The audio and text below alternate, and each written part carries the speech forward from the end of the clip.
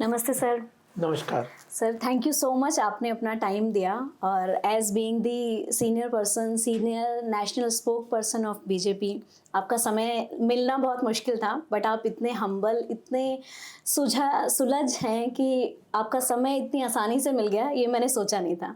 Thank you so much. नहीं, my pleasure. और जिस फील्ड में आप ये पॉडकास्ट कर रहे हैं जी ये अपने आप में देश के विकास के लिए बहुत महत्वपूर्ण है, एजुकेशन है युवाओं के लिए। जी तो इसमें तो हमारा स्पोक्स पर्सन का काम क्या है? सरकार की बातों को जनता तक पहुंचाना और जनता की बात को सरकार तक पहुंचाना, और ये आपका सशक्त माध्यम है, इसलिए कोई ऐसी बात नहीं है। आपका भी बहुत बहुत अभिनंदन। Thank you sir. सर सबसे पहले आपकी लाइफ पर थोड़ा सा बात करते हैं कि आपने बीजेपी स्पोक्स पर्सन सबसे पहले इस कैटेगरी को चुनना आपने क्यों पसंद किया और कैसे शुरुआत हुई, कैसे आप इंस्पायर हुए इन सब चीज़ों से? देखिए, मेरा सामाजिक जो जीवन है वो बहुत लंबा है। जी मेरे पिताजी भी संघ में बहुत एक्टिव थे जी और इसलिए बहुत कम उम्र में मैं शाखा जाना शुरू हो गया था। और सन 1975 में इंदिरा गांधी ने इमरजेंसी लगाई थी जी और राष्ट्रीय स्वयंसेवक संघ ने एक राष्ट्रव्यापी आंदोलन सत्याग्रह के रूप में उस वक्त किया था शुरू, क्योंकि डिक्टेटरशिप को हटाना है, संघर्ष करना है। सारे राष्ट्रीय नेतृत्व जेल में जी बंद कर दिए गए थे। जी तो उस सत्याग्रह में 1975 में मैं 8वीं कक्षा में पढ़ता था, 13 साल का था। जी लेकिन संघ के प्रेरणा से मैं फिर उसको सत्याग्रह किया मैंने। आप भी जेल गए थे? हाँ, और मैं 3 महीने जेल में रहा। हाँ। 19 नवंबर 1975 को एक इंदिरा गांधी जी का जन्मदिन ही मनाया जा रहा था बाल दिवस के रूप में, जी और उसमें बच्चों का एक कार्यक्रम था नेशनल स्टेडियम में। जी तो उसमें मैंने सत्याग्रह किया, मुझे पकड़ लिया गया, जेल में रखा गया। जी 3 महीने में जेल में रहा। जी और उसके बाद तो एक्टिवली संघ के विभिन्न जिम्मेदारियां मेरे पास रही। मंडल कार्यवाह, शाखा कार्यवाह, नगर कार्यवाह, जी। सारे शिविर वगैरह भी जो किए। तो आपका जन्म स्थल तो सर महाराष्ट्र से है, तो आपने ये सब कहाँ से किया? महाराष्ट्र से? नहीं, मेरा ननिहाल है महाराष्ट्र में, बुल्ढाना। ओके। तो मेरा जन्म अपने नाना जी के घर पे हुआ था। लेकिन मेरे पिताजी भोपाल में डॉक्टर थे, तो भोपाल में गवर्नमेंट जॉब में थे। जी बाद में वो सेंट्रल गवर्नमेंट में दिल्ली ट्रांसफ़र हो गए, लेडी हार्डिंग मेडिकल कॉलेज में। जी जी तो हम इसी कैंपस में रहते थे। वो प्रोफेसर थे जी लेडी हार्डिंग मेडिकल कॉलेज में, हम उसी कैंपस में रहते थे। तो मेरी पढ़ाई, एजुकेशन, स्कूलिंग, कॉलेज सब दिल्ली में हुआ। सीए भी मैंने किया दिल्ली में ही किया। तो ये सारी मेरी जो एक्टिविटी थी वो दिल्ली में रही। तो 1975 से 2000 तक मैं विभिन्न संघ के संगठनों में, विद्यार्थी परिषद, विद्या भारती, अंतर्राष्ट्रीय सहयोग परिषद और भी सब, विश्व हिंदू परिषद, इन सब संगठनों में काम करता रहा। जी जी। और फिर उसके बाद सन 2000 में ऐसा हुआ कि मैं राजनीति में मैं आ गया, भारतीय जनता पार्टी में। तो मतलब बचपन से ही लीडरशिप क्वालिटी आपके अंदर रही? लीडरशिप या देश के लिए कुछ करने का जज्बा कह दें जी। और ऐसा सानिध्य मिला जी। एकनाथ जी रानाडे, दत्तोपंत ठेंगड़ी जी, भावराव देवरस, ऐसे सब संघ के जो वरिष्ठ प्रचारक जी। जो कि विजनरी लीडर थे, उनका सबका सानिध्य मेरे पिताजी, क्योंकि हमें बंगला मिला हुआ था लेडी हार्डिंग कैंपस के अंदर जी। और झंडे वाला संघ कार्यालय के पास ही था जी। तो सब लोगों का आना जाना और इंटरेक्शन रहता था। तो वो संस्कार और वह एक कमिटमेंट नानाजी देशमुख से भी बहुत संपर्क रहा। काफ़ी इंस्पायरिंग है सर, काफ़ी इंस्पायरिंग, चैलेंजिंग, मतलब आपने सारी चीज़ें देखी हैं। एक अच्छे रहन सहन के साथ साथ देश के लिए कंट्रीब्यूशन करना और अपने आप को डेडिकेट करना, ये अपने आप में बहुत बड़ी बात है। संघ से सीखा है, संघ से सीखा। जी जी जी। तो सर आप, मतलब जैसे मैंने आपका प्रोफाइल भी देखा था, आप बहुत सारी चीज़ें कर रहे हैं देश के लिए, गौ रक्षा के लिए, वाटर कंजर्वेशन पर आप भी बहुत काम कर रहे हैं। तो ये सब चीज़ें भी आपने पहले सोची हुई थी कि कभी आप लाइफ में करेंगे? नहीं, देखें, मैं ये मान के चलता था कि अगर आपको अपनी विचारधारा को या अपने सोच को या अपने विजन को इम्प्लीमेंट करना है तो आपको एक स्ट्रक्चर, ऑर्गेनाइज स्ट्रक्चर वे में आपको वो पोजीशन लेनी पड़ेगी जहाँ पे आप किसी चीज़ को इम्प्लीमेंट कर सकते हैं। जी जी। तो ये सोचते सोचते ऐसा हुआ कि जैसे 2000 तक तो मैं संघ में ही एक्टिव था जी फिर मैं लिखता बहुत था, मेरे कई आर्टिकल छपे थे अखबारों में। जी तो जना कृष्णमूर्ति बीजेपी के अध्यक्ष थे, जी तो उन्होंने एक दिन मुझे बुलाया। दया प्रकाश सिन्हा जी मेरे पिताजी के मित्र थे, वो कार्यालय प्रमुख थे भाजपा के।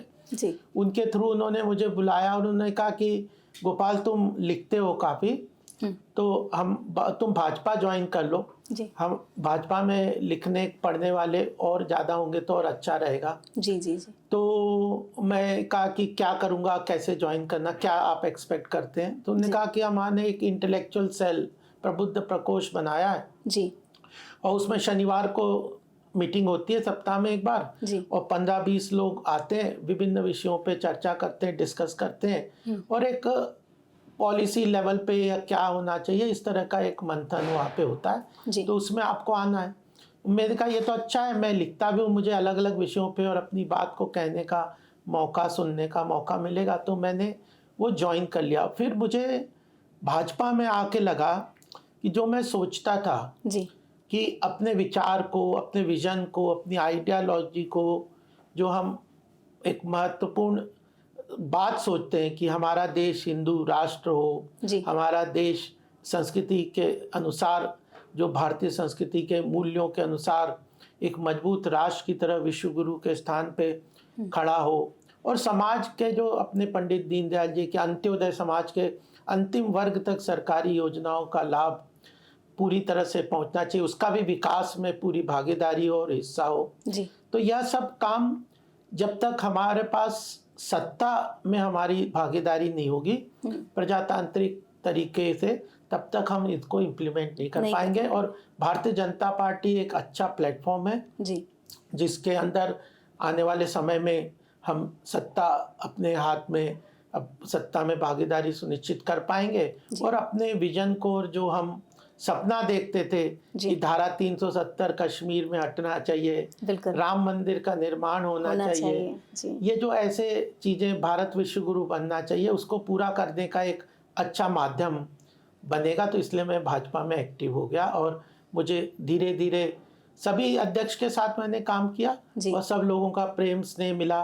जना कृष्णमूर्ति, उसके बाद फिर वेंकैया नायडू जी बने, फिर राजनाथ जी के साथ काम किया, उसके बाद फिर अपने अडवाणी जी भी कुछ दिन बीच में अध्यक्ष के रूप में रहे, और फिर नितिन जी बने, फिर उसके बाद फिर से राजनाथ जी बने, फिर अपना अमित भाई बने, और नड्डा जी। तो एक लंबा कार्यकाल रहा और हर अध्यक्ष के साथ मैं अलग अलग जिम्मेदारी से काम करता रहा। लेकिन लिखना और जनता के बीच काम करना, क्योंकि मैं ये मान के चलता हूँ कि राजनीति बाई प्रोडक्ट होती है सोशल ओरिएंटेशन की। नितिन जी भी यही बहुत कहते हैं, बिल्कुल कहते हैं कि politics is the instrument of social, your social activities should be by product.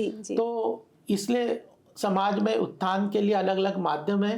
फिर भी मैं ये भी मान के चलता हूँ कि ये जो सामाजिक सेवा का काम है, इतना बड़ा समाज है, 140 करोड़ देश का समाज है, तो यह इतनी बड़ी संस्कृति से हजारों साल से हमारी सिविलाइजेशन चली आ रही है।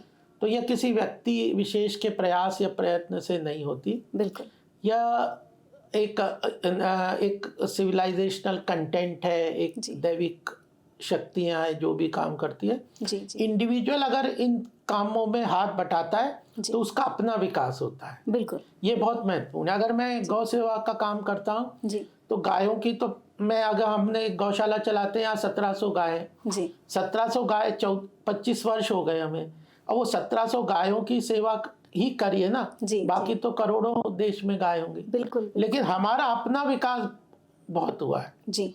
जल जैसे पंच तत्व पे काम करना है, प्रकृति के संसाधनों के एनवायरनमेंट पे काम करना है, वाटर बॉडीज का रिवाइवल है। अब हम गोपाल नमो सेवा केंद्र के माध्यम से सरकारी योजनाओं से लोगों को जोड़ने का निःशुल्क काम कर रहे हैं। अभी हमने एक कैंप लगाया था जिसमें 94 साल की एक वृद्ध महिला आई, और उसका जब हमने आयुष्मान कार्ड बनाया तो इतनी प्रसन्न हुई वो, वो खुद चल के आई थी कैंप के साइड पे। तो यह जो प्रसन्नता दिखती है जी, तो वो सब भी खुशी का एक अच्छा सर, आपकी टीम ने बताया है कि आपने कोई सरोवर भी अभी अडॉप्ट किया है।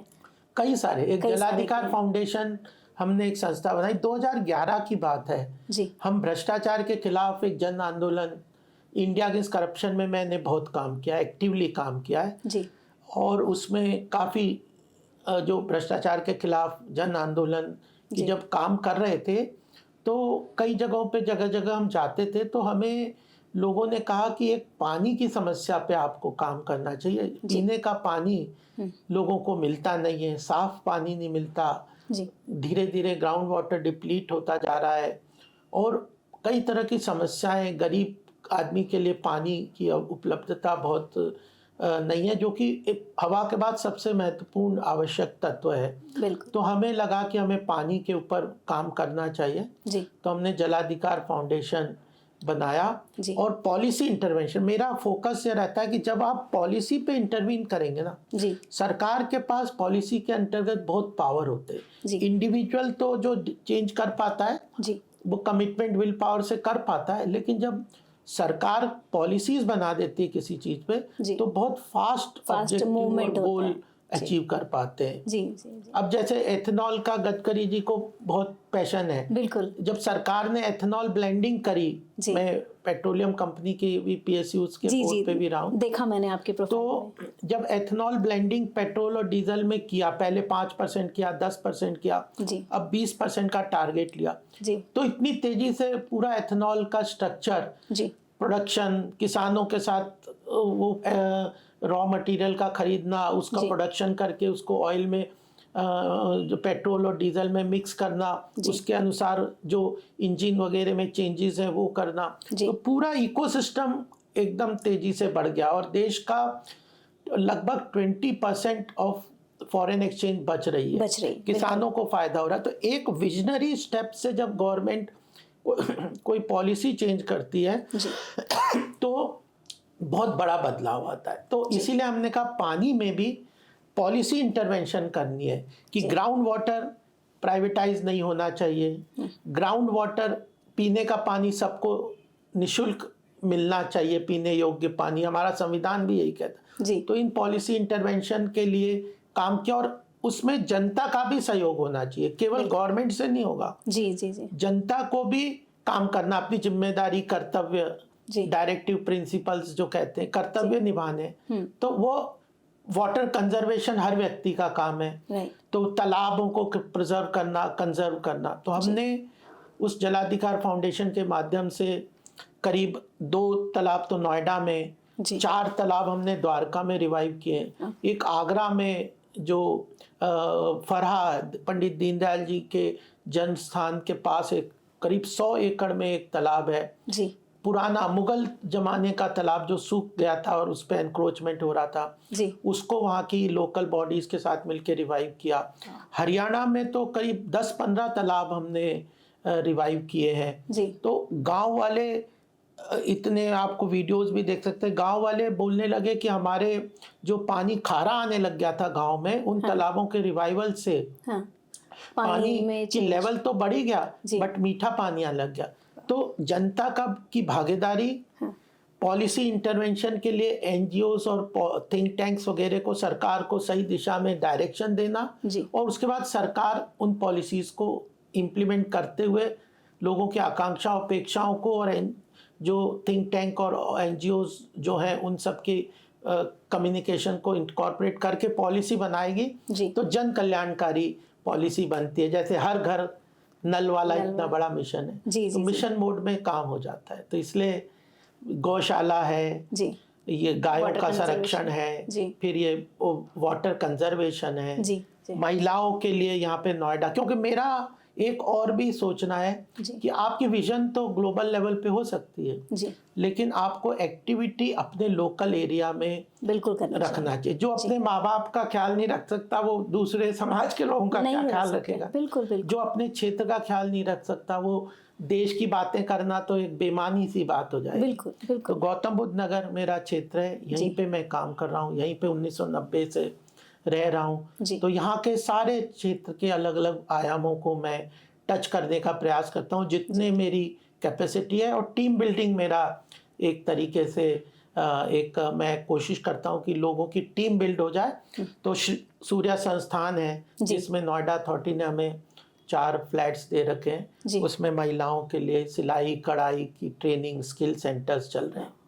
करीब 150 महिलाओं का 3 महीने का कोर्स चलता है बैचेस के रूप में, जिनको कंप्यूटर भी सिखाया जाता है, बहुत ही लो कॉस्ट, मतलब स्किल बेस्ड लर्निंग पर भी काम ये भी है। फिर ये गोपाल नमो सेवा केंद्र के माध्यम से सरकारी योजनाओं से जोड़ने का बात है। दोस्त करके संस्था है जो थिंक टैंक पे काम करते हैं, और भाजपा तो है ही, संघ है ही। जी। तो ये एक लंबा कार्यकाल है सर। पढ़ने में शायद इतना मुझे नहीं पता चल पाता, बट आज इस पॉडकास्ट के जरिए आपके बारे में इतना जानने का मौका मिल रहा है। और लोगों को पता होगा, किसी को कुछ पता होगा बट किसी को कुछ पता होगा, बट इस पॉडकास्ट के जरिए शायद बहुत सारी चीज़ें लोगों को पता चली। नहीं, वो तो है ही, और एक कम्युनिकेशन भी होता है। और इन चीज़ों ये इसलिए भी मैं बता रहा हूँ कि इन सारे प्रोजेक्ट या प्रोडक्ट, ये जो सारे ऑर्गेनाइजेशंस हैं, इनमें किसी का कोई इंटरेस्ट हो तो वो हमारे से संपर्क कर ले, हमारे सोशल मीडिया पे कर ले, आपके माध्यम से कर ले। किसी को पानी पे काम करना है, किसी को गौ संरक्षण पे करना है, किसी को महिला एम्पावरमेंट पे करना है, किसी को सरकारी योजनाओं से जोड़ने के लिए कैंप लगवाने हैं, या किसी को किसी थिंक टैंक के पॉलिसी इंटरवेंशन पे काम करने, तो सभी। और किसी को राजनीति में आना है, उनका भी स्वागत है कि राजनीति में प्रधानमंत्री मोदी जी तो कह रहे हैं युवाओं को राजनीति में आने की बहुत जरूरत है, सच्चे हृदय से, सच्चे कमिटमेंट के साथ। सर, आपने जैसे ये बात कही है, तो इस बात पर बहुत सारी बातें आती हैं कि कैसे वो जुड़ें, जो यंग जनरेशन है हमारी, उनके लिए क्या रास्ते हैं, क्या काम करना चाहिए। इसके लिए भी मतलब अगर आपकी 2-3 सलाह हो तो ज़रूर बताइए। देखिए, युवाओं को पहले तो अपने ये देखना चाहिए कि वो आइडियोलॉजिकली किससे इंक्लाइंड है ना। अगर मैं एक मजबूत नेशनलिस्ट फीलिंग के साथ काम कर रहा हूँ, तो मुझे भारतीय जनता पार्टी में लगता है कि उसकी आइडियोलॉजी मेरे साथ मिलती है, तो मैं उसके साथ अलाइन हो जाता हूँ। मुझे समाज में जन कल्याणकारी काम करना है, अंत्योदय हमारा लक्ष्य है, तो वो इसमें तो आइडियोलॉजिकल अलाइनमेंट बहुत जरूरी है। पैशन चाहिए, कोई भी काम करना हो आपको पैशन होना चाहिए, विजन, और उसके साथ उस विजन को अचीव करने के लिए पैशन। विजन कईयों के पास होता है लेकिन वो मेहनत करने की जुझारूपन नहीं होता, तो वो सही नहीं होता। और युवाओं में ये क्वालिटी है, मैं तो उत्साह चाहिए ना। उत्साह से जब आप काम करोगे तो well begun is half done. तो आप अपना कमिटमेंट के साथ, इस विजन के साथ और इस पैशन के साथ आगे बढ़ेंगे तो जरूर आपको सफलता मिलेगी। दूसरी बात क्या है कि जब आप किसी लक्ष्य को या किसी चीज को आप सोचते हैं तो उसकी अचीवमेंट के लिए आपको रोड मैप को आइडेंटिफाई करना है। और पॉलिटिक्स, अडवाणी जी के साथ भी मेरा अच्छा संपर्क रहा, उन्होंने भी अपना, गडकरी जी के साथ भी रहा, इन लोगों के साथ, राजनाथ जी के साथ भी रहा क्लोज इंटरेक्शन। तो उसमें यही बात आती थी कि जब आप रोड मैप तैयार सोचते हो तो उसको, politics can not be your career, right. You have to differentiate your जो आर्थिक आवश्यकताएं हैं, और आपके पैशन और आपके मिशन को, है ना। बिल्कुल। अगर आप पॉलिटिक्स को धनार्जन का माध्यम समझेंगे तो आपका पतन हो जाएगा। बिल्कुल, है ना। आज हम देखते हैं बहुत सारे पॉलिटिशियंस, राजनीति एक तरह से खराब शब्द भी कई जगह इस्तेमाल के रूप में किया जाता है। जब से भाजपा ने इतना काम कर दिया है सर, वो जो एक मार्क था, जो ब्लैक स्पॉट जिसको कहते हैं, वो हट चुका है। बिल्कुल, लोगों को पता है। अगर हम अब इसमें पॉलिटिक्स की अगर थोड़ी सी बात करें तो जो हमारा आप है, उनका शायद ये था कि पैसा ही कमाना है पॉलिटिक्स से, बट भाजपा में कभी भी ये वाला विजन नहीं देखा गया। देखिए, अरविंद को भी मैंने काफी क्लोजली देखा है आपको। एक समय था जब इंडिया अगेंस्ट करप्शन में वो एक पैशन के साथ आगे बढ़े थे, और उन्होंने बहुत बड़ी क्रेडिबिलिटी अपने लिए क्रिएट कर ली थी। लेकिन वो शॉर्ट टर्म जो लालच जिसको कहें, या शॉर्ट टर्म अच्छी मतलब उसमें जो ऐसे फंस गए कि इतनी जल्दी उनकी क्रेडिबिलिटी लॉस हुई है। भारत में किसी को भी, मैं आपने जो पॉलिटिक्स में कहा उसमें ये दूसरी बात बहुत महत्वपूर्ण है कि भारत के लोग है ना इमोशनल है जी। मोदी जी जब 2014 में आए जी, तो लोग ने देखा कि हमारे he is the hope of our nation, right, he is hope, my hope जी।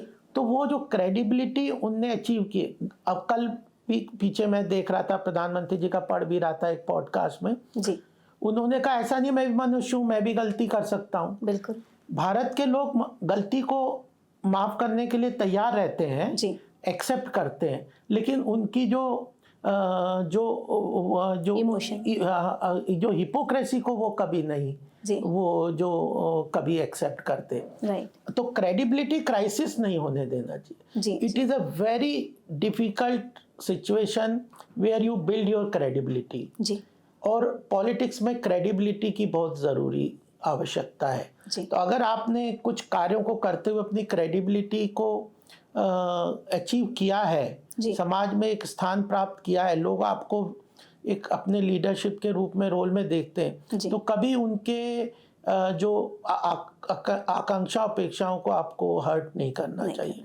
अगर वो एक बार आप उनकी नज़रों में जैसे गिर गए तो फिर बहुत मुश्किल हो जाएगा, जो आपको हुआ है। अरविंद केजरीवाल को खासकर हुआ है कि उन्होंने लोगों की ने उनको अपने सर माथे पे बिठाया और उनसे बहुत एक्सपेक्टेशन की थी और उनको बहुत अपनी तरफ से उनको सम्मान दिया था। Suddenly he has fallen from that grace, और मोदी जी ने उस चीज को बहुत महत्वपूर्ण तरीके से आज 11 साल से कंटिन्यू करके एक जगह पे अपने आप को लाए कि आज भी वो क्रेडिबिलिटी के साथ, गलतियां उनसे भी हुई होंगी, उसको भी वो आगे लेके, मतलब उसको भी लोगों ने बहुत खुले हाथों से उसको स्वागत किया उनका। सर तभी तो भारत विश्व गुरु बन रहा है, बिल्कुल उनकी लीडरशिप के चलते ही। हाँ। और एक थॉट की गलतियां करते हैं तो उसको माफ कर दें अगर हम उसको सही तरीके से, और टीम बिल्डिंग भी चाहिए। आपको राजनीति में जैसे तीसरा युवाओं के लिए ये भी है कि आपको हरदम टीम रखनी है जी, जो अपने साथी हैं, जो आपके सहयोगी हैं, अगर उनको आप उनका विश्वास और उनका आत्मीयता अपने साथ नहीं अटैच, अपने साथ लेके चल सकते तो आप जनता को कैसे जोड़ोगे? बिल्कुल, है ना, फिर तो आप हिपोक्रेसी में ही करोगे तो वो तो फेल हो जाओगे, आप एक्सपोज हो जाएगा। मनुष्य इतना समझदार हर व्यक्ति है, इवन जानवर भी होते हैं, वो समझ जाते हैं देख के भाव से कि कौन हमारा थॉट से हमारे सामने प्रेम करता है, कौन हमारे को हर्ट कर सकता है, तो मनुष्य नहीं समझेगा क्या? बिल्कुल। तो इसलिए आपको अपने साथी सहयोगी उनके साथ आत्मीयता रखना है, जो मैंने गडकरी जी के कार्य में देखा है।